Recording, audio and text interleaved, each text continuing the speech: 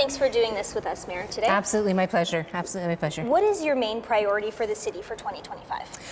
For 2025, the priority is to continue to push forward our city that's got such great opportunity, such great potential. We've put a number of things in place that we'll realize some of the benefits of this year, and we also have some new projects and initiatives to undertake. And so I'm excited about the city. Yes, we have challenges, but we definitely have a lot of opportunity as well. My job is to kind of oversee the moving forward of our city in a way that really benefits all Hamiltonians.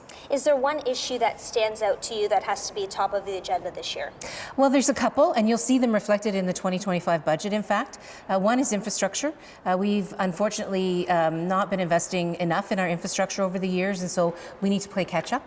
That's all kinds of infrastructure. When you think of our water systems, our wastewater systems, our roads, our transit, we hear a lot about roads, but that is because there hasn't been enough investment over time. So that's a big priority in the budget. Housing and homelessness, of course. I don't think anybody would be surprised to know that that's an issue. We have a need to deal with our cybersecurity breach that happened, that we are continue to use this as an opportunity to modernize and to make those investments in our technology and our systems, which is really a positive thing. We want to build back stronger and better. And if there's one other one I think everybody would, particularly these days, be thinking of top of mind is climate change. I mean, we've seen what's happened here in Canada. We saw what's happening and finishing off right now in California. It's something we need to address, and so that would be one of the other pieces. I think it's safe to say, like you mentioned, that every Hamiltonian is concerned about the encampments. What is being done right now to get people out of tents?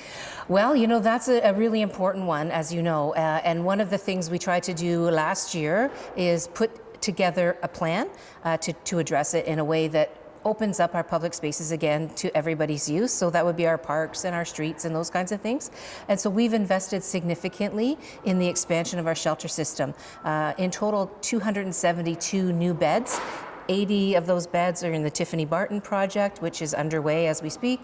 The remainder, 190 odd, are in the shelter system that our partners like the Good Shepherd and the YW and others have in place.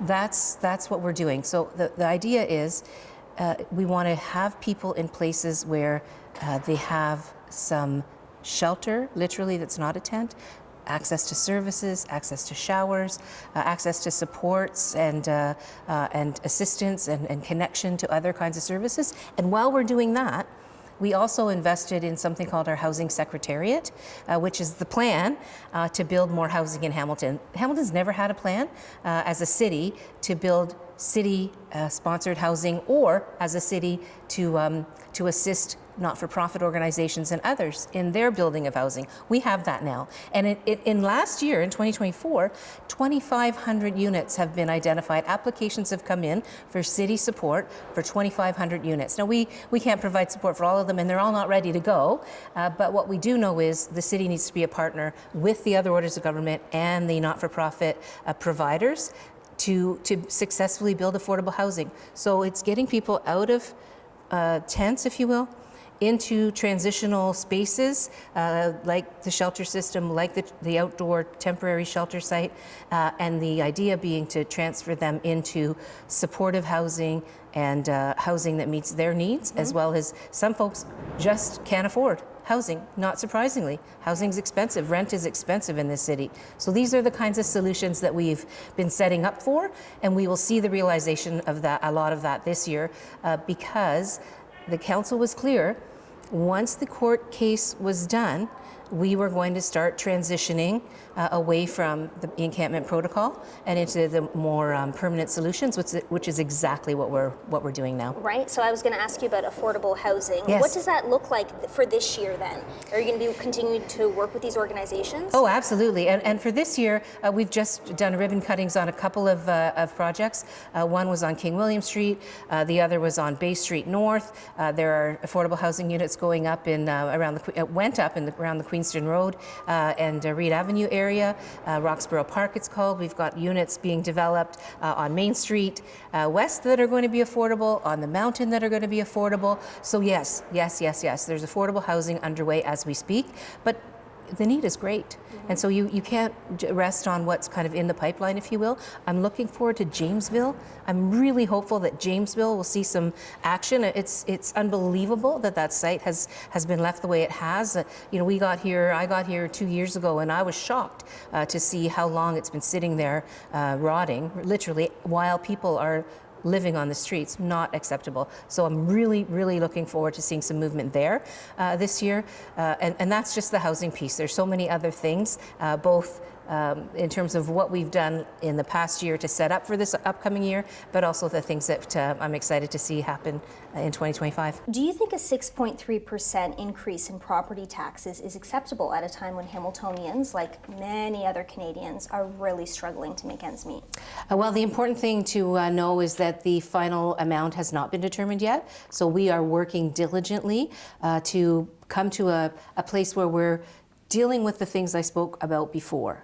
You can't just keep kicking this stuff down the road. When you do that, you end up with roads that are a mess, which is what we have, right? You end up with infrastructure that is going to cost billions and billions of dollars to upgrade because it hasn't been properly maintained over the years. So these are real things that this city needs to address, not only because the people of Hamilton need and deserve those kinds of services and that kind of infrastructure, but because we're also a growing city. And so it's really necessary to finally start to pay the piper when it comes to the infrastructure. Housing. I want to say clearly that the fact is a lot of the services that we're paying for at the municipal tax base, like off of the property taxpayer, don't belong on property taxes. I've been clear about that.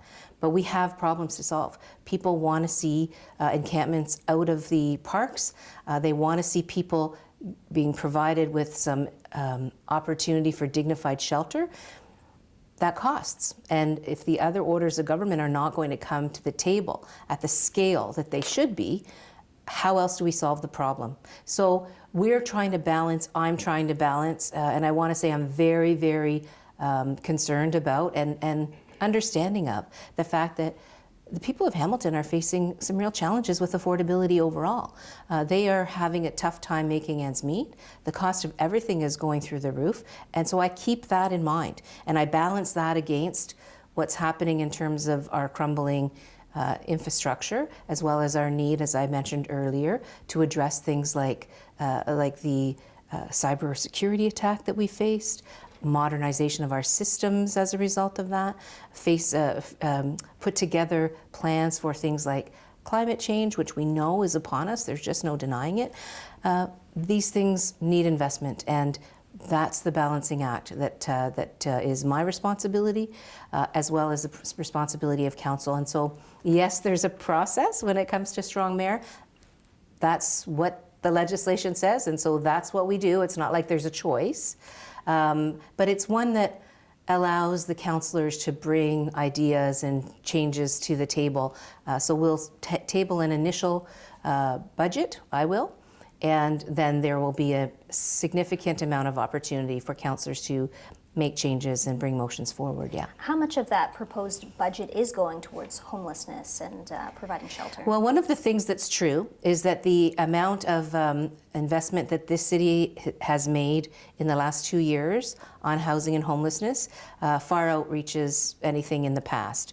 Of course, the crisis, since we were elected here at City Hall in 2022, the crisis has probably grown 5 times. That's a 500%. It's not, I can remember the first report we got, there was a suggestion that there were about 100 or so, 100, and I can't remember the exact figure, but around 100 people living unsheltered in Hamilton. That has grown massively. I think the most recent report is 350, and that's just people who are literally in the parks and on the streets or in other spaces. When you take into consideration the people who don't have their own address, so they're bunking in with friends or they're moving back and forth between family members and things like that, it's upward of 1,600 people. A problem that's not only in Hamilton, unfortunately, but is all over the province and all over the country. But what I can say is that the good news is we continue to see investment in Hamilton and some exciting things happening in 2025. So Of course, as you probably know, the IKEA Fulfillment Center is going to break ground very soon. That's going to be hundreds of jobs, which is fantastic. Great economic uplift. We're going to see the Entertainment Center open its doors again. That's a project that was kind of languishing, and I was able to get that over the finish line, and that ribbon will be cut at some point this year, and we'll be seeing some concerts and entertainment in the downtown. Also on the books for 2025 is initiating a new revitalization strategy for the downtown, because that work needs to be done, and there's obviously some focus that needs to happen in our downtown. That's an exciting project. But we've been able to do a number of things that are going to set our city up for some great successes. The airport expansion deal, the airport lease, another one that was waiting 10 years. I mean, it was sitting 10 years trying to be negotiated. We got that over the finish line as well. So you'll see some exciting things happening at the airport, $400 million worth of changes and expansion happening there. All of those things are going to help the City of Hamilton. So for me as the mayor, it's dealing with the challenges that we face right now, and there are many, but also putting in place the building blocks for a bright future for our city. And I love the city, and I always have, and I know that those building blocks, sometimes people might not understand why they're important, but that's the responsibility of a mayor and of a city council, frankly. Yes, address the concerns, the challenges, the fiscal constraints while you're in office in the moment, but also put in place the building blocks to make sure that this city thrives and that it's a place where everyone can build a good life. The city's looking to add an additional land transfer tax.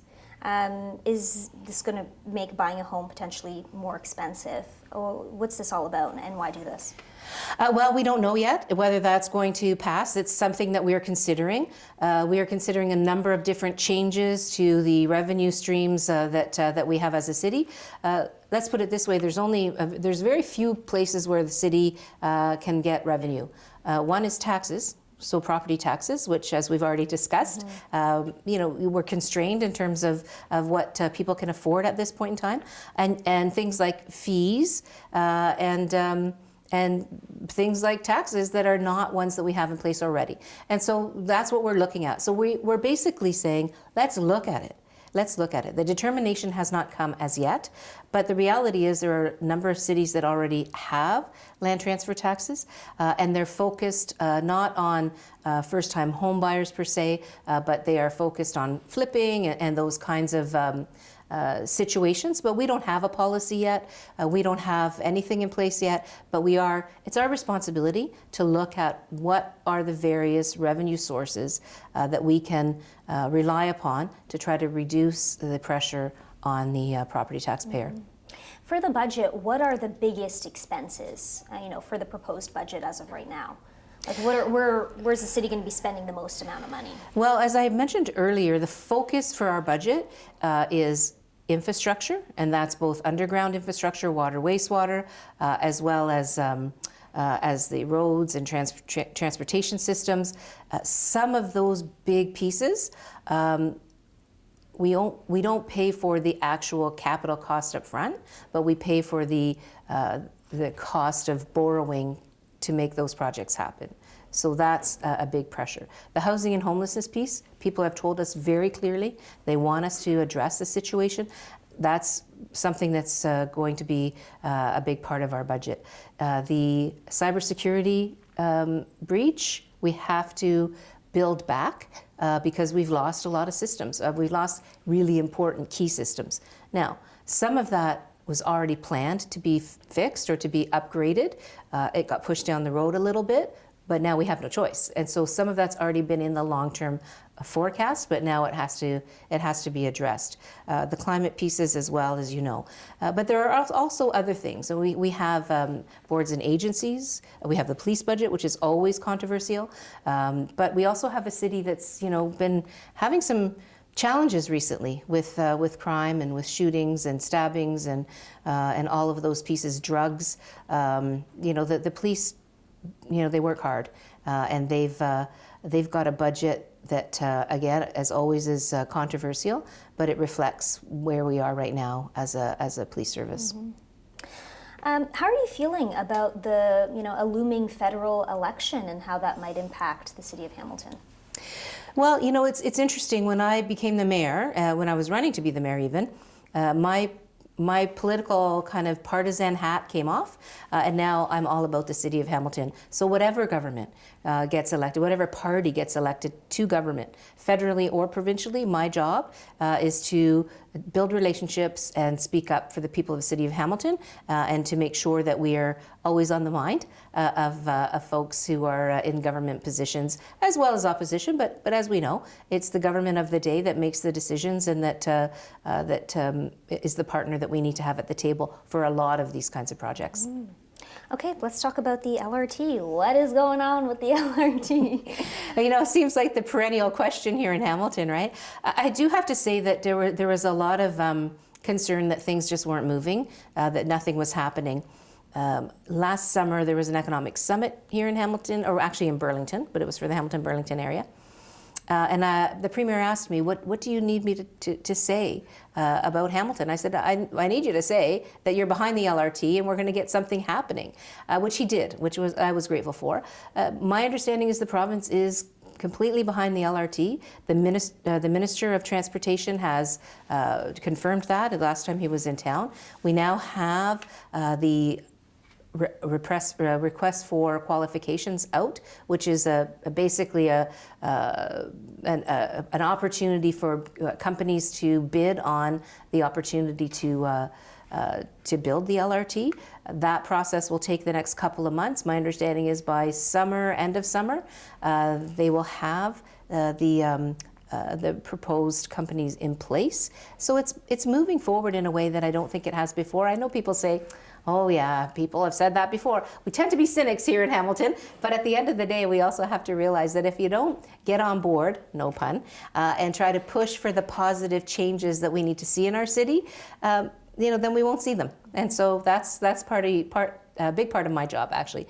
Get the vision, push for the vision, and for me, the vision is a thriving city, as I said before, where everybody has a chance to build a good life, and where we're prepared for a future that's that's very, very bright. Mm-hmm. What's the price tag on the LRT now, as opposed to years I don't ago? have a recent estimate, and I don't know that the provincial government has identified a recent estimate, because I think some of that hinges on the bids when they come in. I mean, they're bidding, they'll see what what the various proponents envision in terms of the scope of the work. Is there anything I didn't ask you that you'd like to say? Not really so much. I think the overall excitement that I have for 2025 is that there are a lot of really great projects that are coming to fruition. And so whether that's some of the housing pieces, whether that's things like IKEA and more investment in our city, whether that's the entertainment center, whether that's Jamesville finally getting some movement, whether that's this expansion at the airport, I'm excited about this year. Does that mean I'm not thoughtful about how much of a challenging time the residents of this city are having? Not at all. I understand that too, and that's the balance that I try to keep as the mayor. I love the city, always have, always will. My drive isn't about me as a mayor. It's about how do I use this space as the mayor to drive our city forward, to help it to thrive, and to prepare it for a bright future. All right, Mayor, thank you so much. I really appreciate you taking the time. My pleasure. Thank you.